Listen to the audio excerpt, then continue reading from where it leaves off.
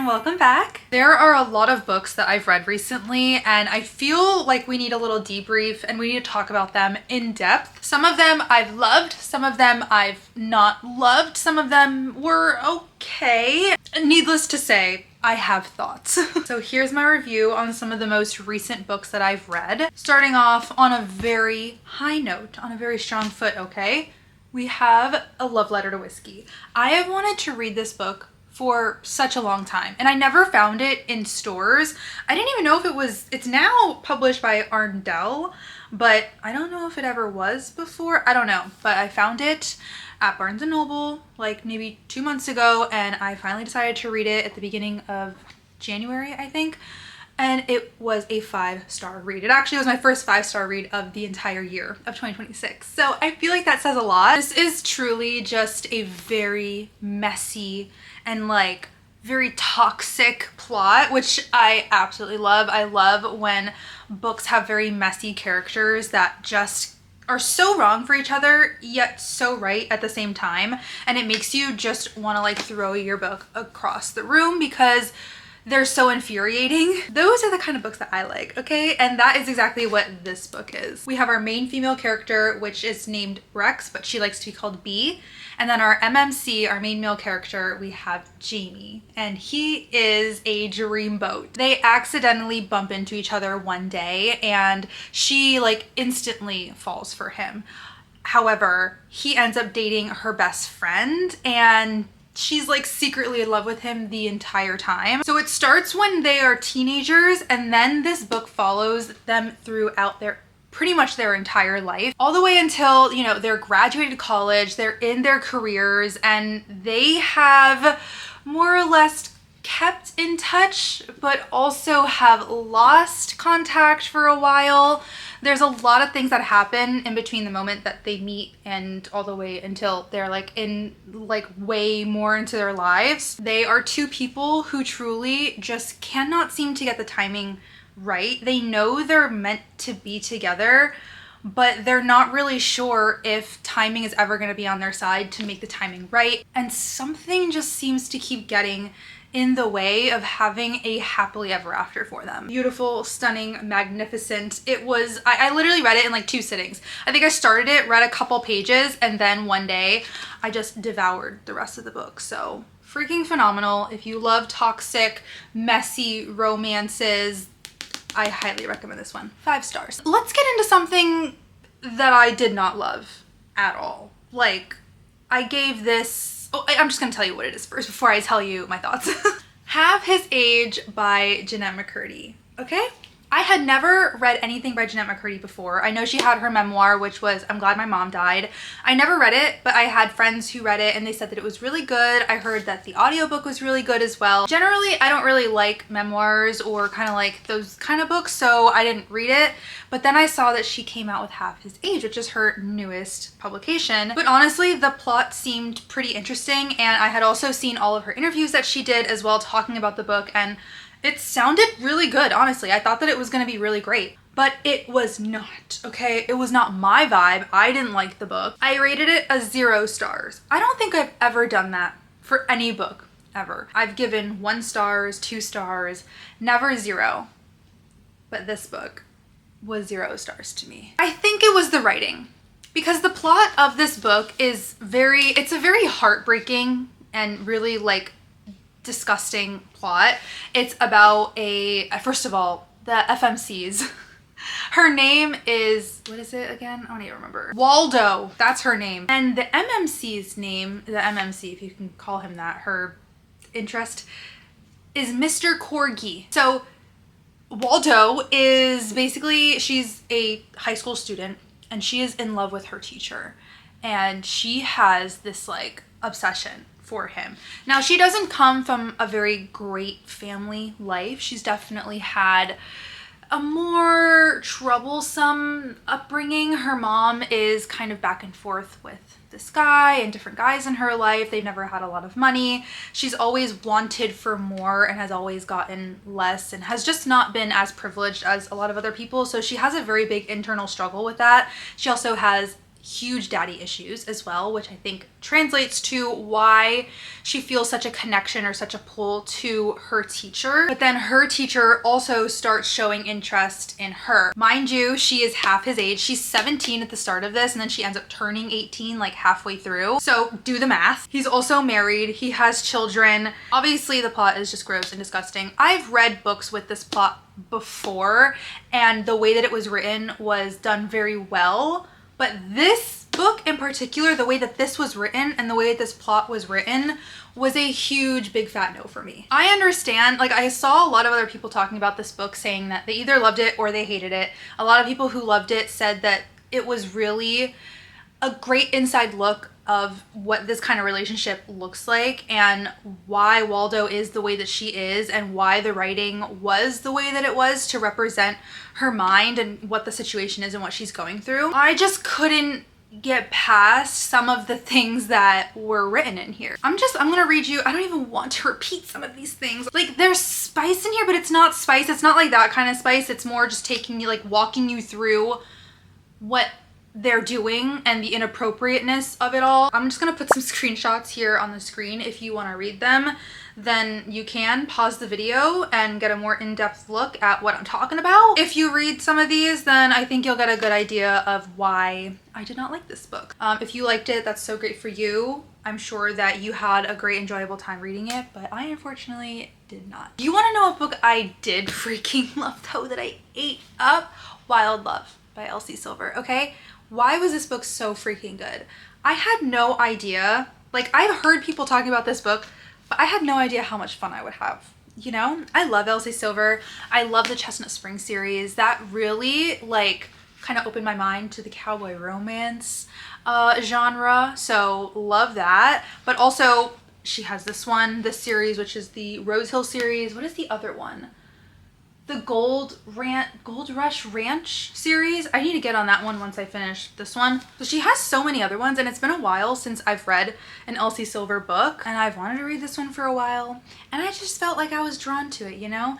And thank goodness that I felt drawn to it, because oh my god, this was such a fun time. Everything about this book was fun, flirty. It was just exciting. Like every page I felt giddy. I was kicking my feet. I was giggling. I was laughing with the characters, and the spice was fantastic, and I just felt for them. And I read it pretty quickly too, I feel. Ford Grant has a daughter that he didn't know existed, and she comes to knock on his door one day and is like, hey, I'm your daughter and I need your help. And so basically his whole world is flipped upside down and now has to essentially care for this little girl. And also his childhood crush, which is his best friend's sister, shows up into town unexpectedly. And now he has to deal with her, and then he hires her to work for his company. Guy's got a lot on his plate, okay? But it's all good stuff. And Rosie, the FMC, which is his love interest that comes into town, she is such a firecracker. I love her. Everything that she says and like everything that comes out of her mouth, I was just like, oh, I feel like we could be best friends in real life, you know? And I love characters like that. Their chemistry was so freaking good. At literally every page, every chapter, I wanted to read more about them. And there was so much tension and forced proximity. And there was just this sense of forbiddenness between the two of them. But they had so much chemistry because they grew up together. So yeah, there was a lot of lore to their story, and it just worked so freaking well. Elsie Silver, I've missed you. Next we have Brimstone by Callie Hart. This is the second book that comes right after Quicksilver. I loved Quicksilver when I read it last year. It took me a hot minute to get into it because Quicksilver starts off very slow and then the story starts to pick up a little bit. So it definitely took me a minute. I had to like put it away for a second and just kind of like decompress and come back to it maybe like 2 months later or something. But then I loved it. And then the way that that one ends, if you've read it, it's kind of a cliffhanger. So that's where this one picks up, which is Brimstone. And when I listened to this on audiobook, by the way, because the audiobooks for these are freaking phenomenal. The voice actors are amazing. And when I read this one at the beginning, in the first half, I was into it. Maybe like the first 25 to 30%. I was into it. I loved everything. I loved the characters. I loved where their stories were going. I was enjoying all the stuff that they were getting into. But then you lost me about halfway through.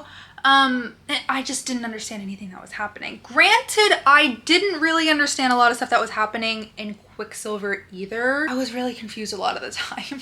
And I was also really confused a lot of the time in this one. I think that's just fantasy in general for me though. I've always said like, it just takes me a minute to get into it and like put all the puzzle pieces together. But I was just so bored by like halfway through this book, and the ending was, I didn't really care about it. Like halfway through the book, I was like, I don't care, I just want to finish the book. So when I finished it, I was feeling really happy about it.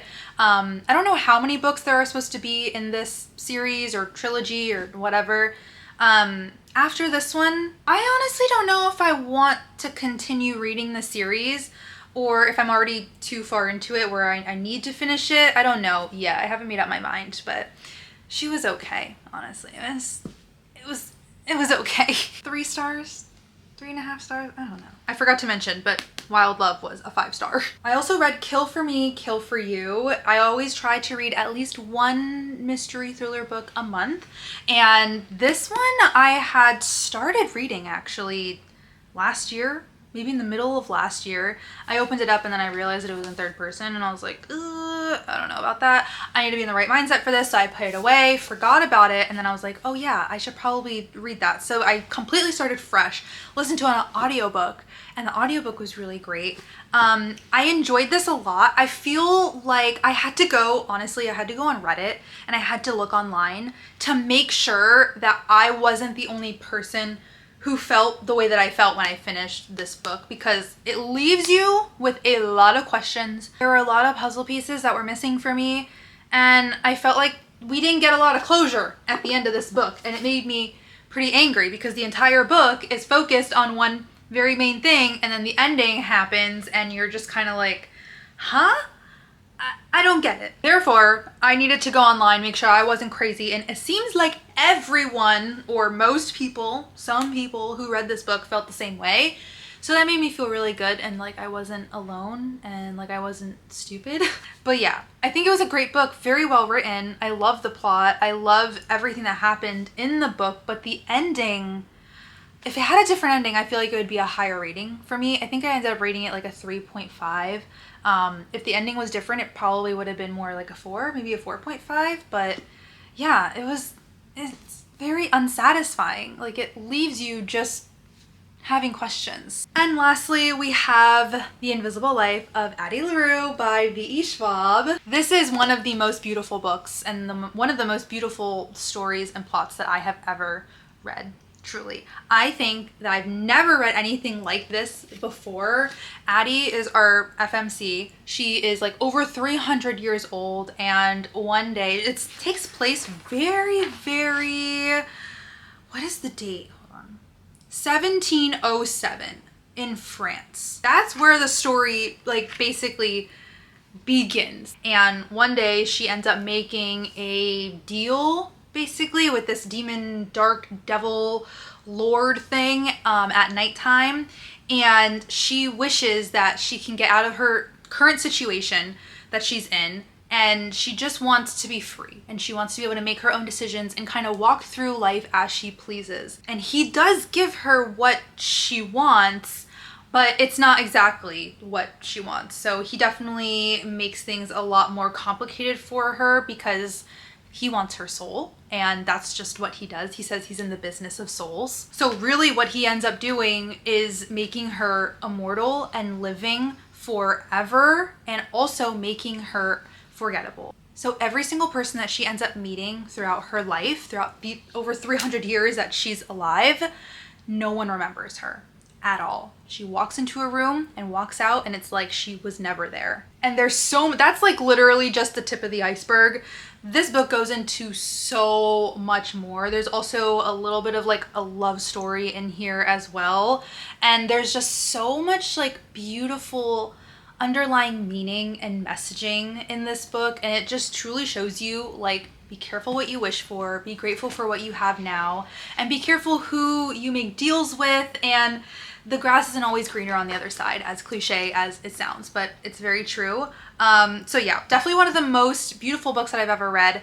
It was a little slow for me. I feel like I would have rated it higher had there not been as much repetitiveness throughout the entire book. There's a lot of parts where we go back in time to like the 1700s, 1800s, and she's kind of doing the same thing over and over again, just in different situations, and I felt like it kind of took me out of the story a little bit. But that aside, it's a beautiful book. I think it's absolutely fantastic. I would recommend this to literally anyone to read.